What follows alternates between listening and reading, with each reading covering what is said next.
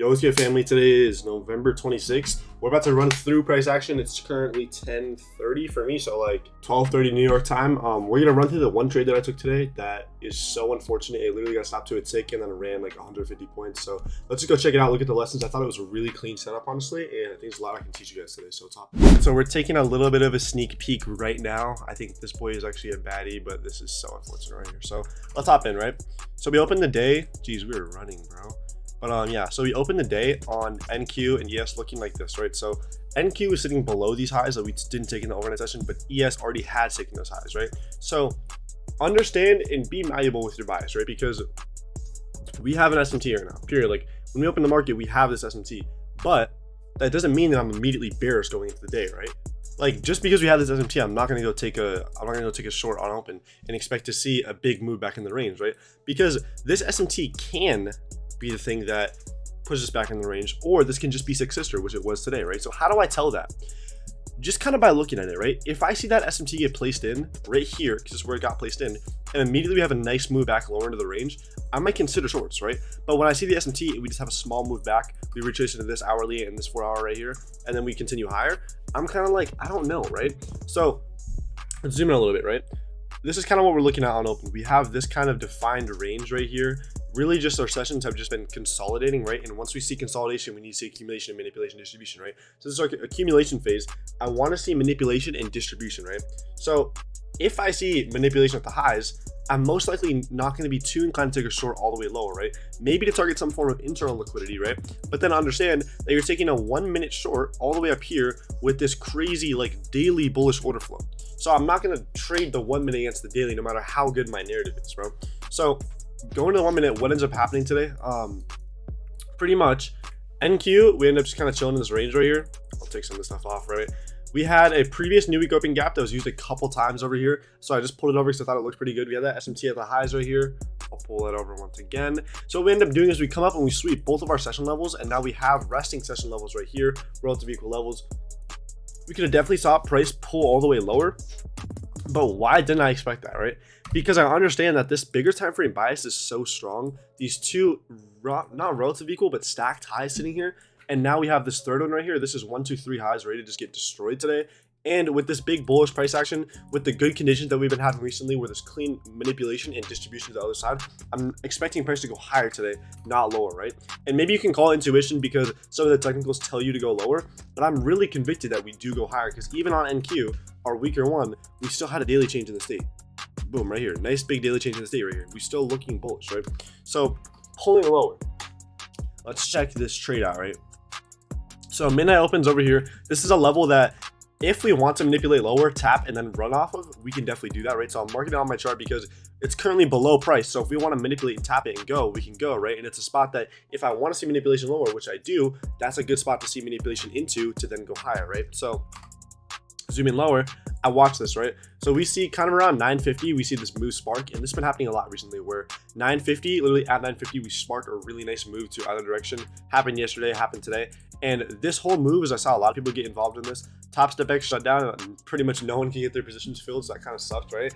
But luckily I'm on take profit and we're doing good. But yeah, so what we end up seeing is NQ pushes all the way lower. ES is much weaker, right? ES only goes ahead and it takes these internal lows right here, taps midnight open, it respects it with the bodies. Watch how the bodies are respecting that. If we zoom out, we can most likely find some more PD rays, honestly. Like this is pretty high probability in my opinion.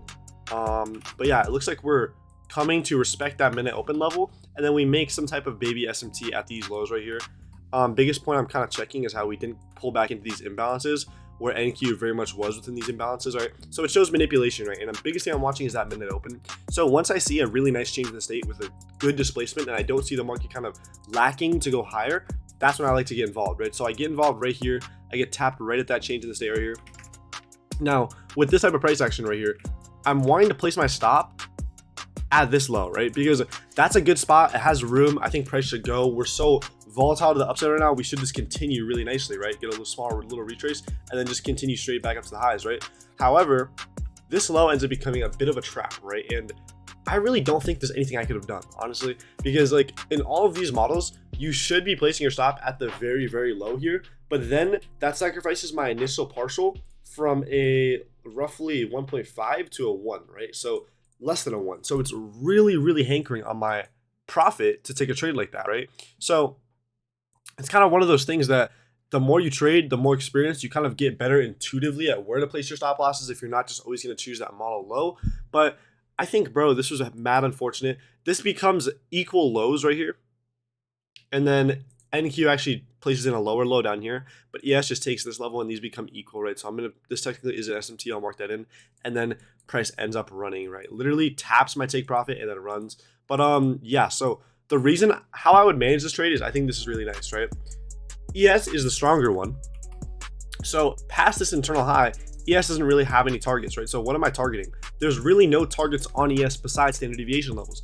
And even then, where are you going to mark standard deviation? This isn't really the cleanest manipulation leg. So at that point, you're kind of just marking lines on the chart, right? You hit 2, okay, yeah, looks good, right?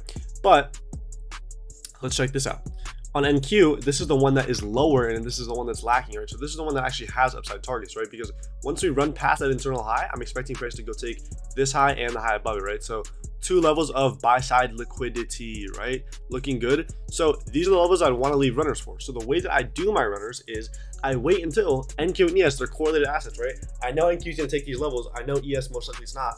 ES is going to be the one that we're trading, right? Just because it is. So because of that, I know once NQ takes these levels, that's when I'm going to take my position on ES off, right? So to watch how this kind of would have played out, right here, 11.18, that's when I'm looking to take my initial position off on ES, or my first partial, right? So 11.18 is right here, right? So yeah, kind of exactly how I just did this. 11.18 right here is where I'd be taking my first position off. The next one is going to be once NQ takes that external draw, right? Because I'm very convicted, once we take this high to the left of us, right? Once we take this high right here, we should take this high, right? They're very stacked. And with all this bullish momentum, we definitely should continue, right? So just kind of checking that out for you guys so you understand a little bit better. Yeah, right here. So then I leave runners, and simple enough, I leave runners to external draw. I get tapped there at 11.41. Is that 11.41? 11.41. So now pulling over to ES, the way that I would have held the trade would be to 11.41, which is 41. Damn, we actually got really high up in here. Something like this, 3.81. So I got cheeked out of this entire run pretty much because of one tick right here.